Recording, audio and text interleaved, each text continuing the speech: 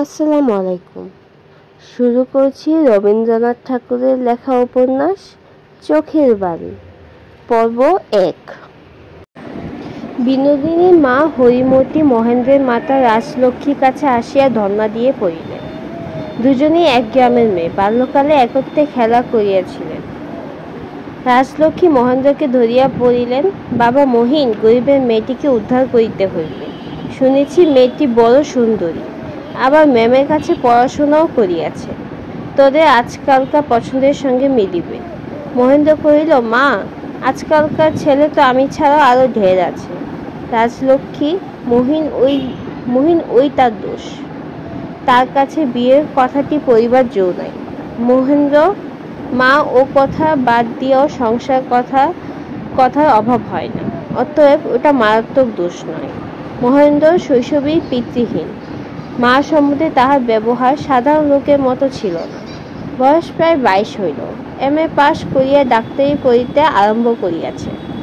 তবু মাকে লইয়া তাহার প্রতিদিন মান অভিমান আদর আবদারের অন্ত ছিল না। কাঙ্গারু শাবকের মতো মাতৃগর্ভে হইতে ভূমিষ্ঠ হইয়াও মাতার বহির্গর্ভের থলিটি হতে আবৃত থাকাই তাহার অভ্যাস হইয়া গিয়াছিল। মার সাহায্য ব্যতীত তাহার আহার বিহার আরাম বিরাম কিছুই সম্পন্ন হইবার জো ছিল না। এবারে মা যখন বিনোদিনীর জন্য তাহাকে অত্যন্ত ধরিয়া পড়িলেন, তখন মহেন্দ্র বলিল, আচ্ছা, কন্যাটি একবার দেখিয়া আসি। দেখিতে যাইবার দিন বলিল, দেখি আর কি হবে, তোমাকে খুশি করিবার জন্য বিবাহ করিতেছি। ভালো মন্দ বিচার মিথ্যা।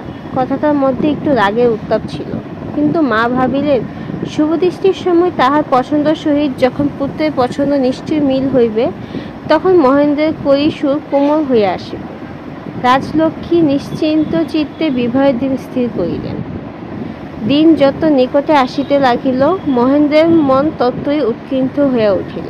অবশেষে 2-4 দিন আগে সে বলিয়া বসিল, না মা, আমি কিছুতেই পারব না। বাল্যকাল হইতে মহেন্দ্রের দেবতা ও মানবের কাছে সর্বপ্রকার প্রশ্রয় পাইয়াছে, এই জন্য তাহার ইচ্ছার বেগ উচ্ছৃঙ্খল। পরের ইচ্ছার চাপ সে সহিতে পারে না। তাহাকে নিজের প্রতিজ্ঞা এবং পরের অনুরোধ একান্ত বাধ্য করিয়া তুলিয়াছে বলেই বিবাহ প্রস্তাবের প্রতি তাহার অকারণ বিতৃষ্ণা অত্যন্ত বাড়িয়া উঠিল এবং আসন্নকালে সে একেবারেই বিমুখ হইয়া বসিল। মহেন্দ্রের পরম বন্ধু ছিল বিহারী। সে মহেন্দ্রকে দাদা এবং মহেন্দ্রের মাকে মা বলিত। মা তাহাকে স্টিম বোটের পশ্চাতে আবদ্ধ গাদা বোটের মতো মহেন্দ্রের একটি আবশ্যক ভারবহ আসবাবের স্বরূপ দেখিতেন ও সেই হিসেবে মমতাও করিতেন।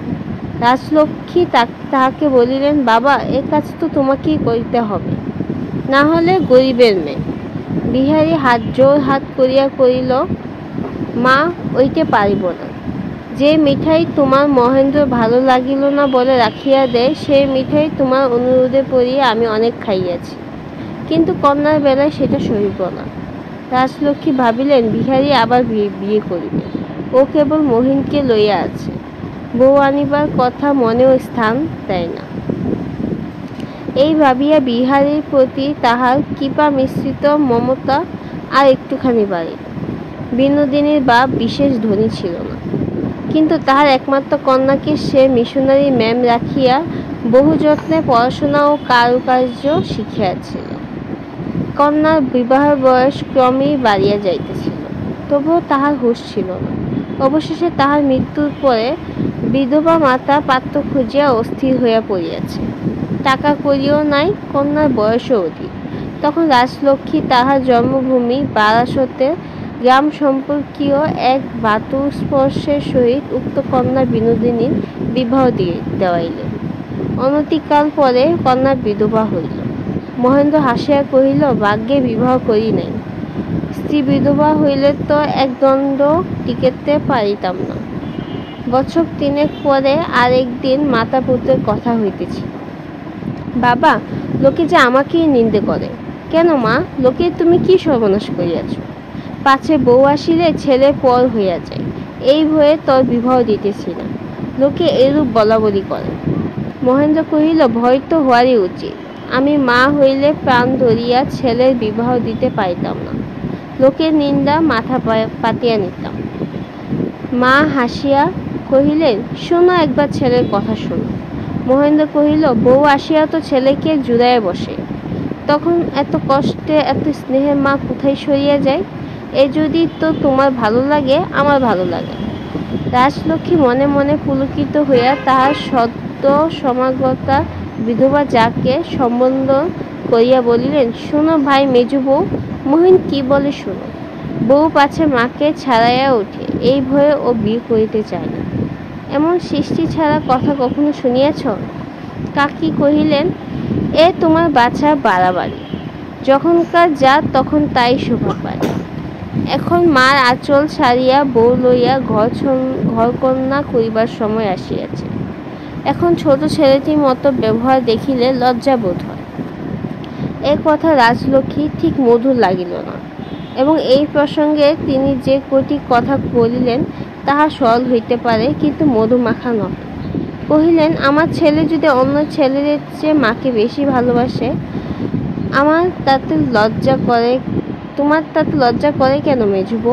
ছেলে থাকিলে ছেলের মর্ম বুঝিতে। রাজলক্ষ্মী মনে করিলেন, পুত্র সৌভাগ্যবতীকে পুত্রহীনা ঈর্ষা করিতেছে। মেজবউ কহিলেন, তুমি বউ আনিবার কথা পারিলে বলিয়া কথাটা উঠিল, নহিলে আমার অধিকার কি? রাজলক্ষ্মী কহিলেন, আমার ছেলে যদি বউ না আনে, আমার বুকে তাতে শেল বেঁধে কেন? বেশ তো, এতদিন যদি ছেলেকে মানুষ করিয়া আসিতে পারি, এখনো উহাকে দেখিতে শুনিতে পারিব, আর কাহারও দরকার হইবে না। মেজবউ অশ্রুপাত করিয়া নীরবে চলিয়া গেলেন। মহেন্দ্র মনে মনে আঘাত পাইল, এবং কলেজ হইতে সকাল সকাল ফিরিয়াই তার কাকির ঘরে উপস্থিত হইল। কাকি তাহাকে যা বলিয়াছেন তাহার মধ্যে স্নেহ ছাড়া কিছুই ছিল না, ইহা সে নিশ্চয়ই জানিত। এবং তাহার জানা ছিল কাকির একটা পিতামাতৃহীন বোনঝি আছে, এবং মহেন্দ্রের সহিত তাহার বিবাহ দিয়া সন্তানহীনা বিধবা কোনো পুত্রে আপনার ভাগিনীর মেয়েটিকে কাছে আনিয়া সুখী দেখিতে চান।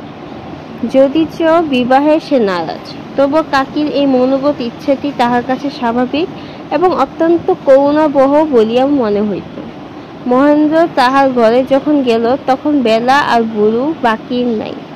কাকি অন্নপূর্ণা তাহার ঘরে কাটা জানালার গরাদের উপর মাথা রাখিয়া শুষ্ক বিমর্ষ মুখে বসিয়াছিলেন। পাশের ঘরে ভাত ঢাকা পড়িয়া আছে, এখনো স্পর্শ করেন নাই। অল্প কারণেই মহেন্দ্রের চোখে জল আসিত। কাকিকে দেখিয়া তাহার চোখ ছলছল করিয়া উঠিল। কাছে আসিয়া স্নিগ্ধ স্বরে ডাকিল, কাকিমা। অন্নপূর্ণা হাসিবার চেষ্টা করিয়া কহিলেন, আয় মহিন, বোস। মহেন্দ্র কহিল, ভারী ক্ষুধা পাইয়াছে, প্রসাদ খাইতে চাই। অন্নপূর্ণা মহেন্দ্রের কৌশল বুঝিয়া উচ্ছ্বসিত কৌস্তু কণ্ঠে সংবরণ করিল, এবং নিজে খাইয়া মহেন্দ্রকে খাওয়াইলেন। মহেন্দ্রের হৃদয় তখন করুণায় আর্দ্র ছিল। কাকিকে সান্ত্বনা দিবার জন্য আহারান্তে হঠাৎ মনে ঝোঁকে বলিয়া বসিল, কাকি, তোমার সেই যে বোনঝির কথা বলিয়াছিলে, তাহাকে একবার দেখাবে না? কথাটা উচ্চারণ করিয়াই সে ভীত হইয়া পড়িল। অন্নপূর্ণা হাসিয়া কহিলেন, তোর আবার বিবাহে মন গেল নাকি মহিন? মহেন্দ্র তাড়াতাড়ি কহিল, না, আমার জন্য নয় কাকি, আমি বিহারীকে রাজি করিয়াছি, তুমি দেখিবার দিন ঠিক করিয়া দাও। অন্নপূর্ণা কহিলেন, আহা, তাহার কি এমন ভাগ্য হইবে? বিহারীর মতো ছেলে কি আর তাহার কপালে আছে? কাকির ঘর হইতে বাহির হইয়া মহেন্দ্র দ্বারের কাছে আসিতেই মার সঙ্গে দেখা হইল। রাজলক্ষ্মী জিজ্ঞেস করিলেন, কি মহেন্দ্র, এতক্ষণ তোদের কি পরামর্শ হইতেছিল? মহেন্দ্র কহিল, পরামর্শ কিছুই না, পান লইতে আসিয়াছি। মা কহিলেন, তোর পান তো আমার ঘরে সাজা আছে।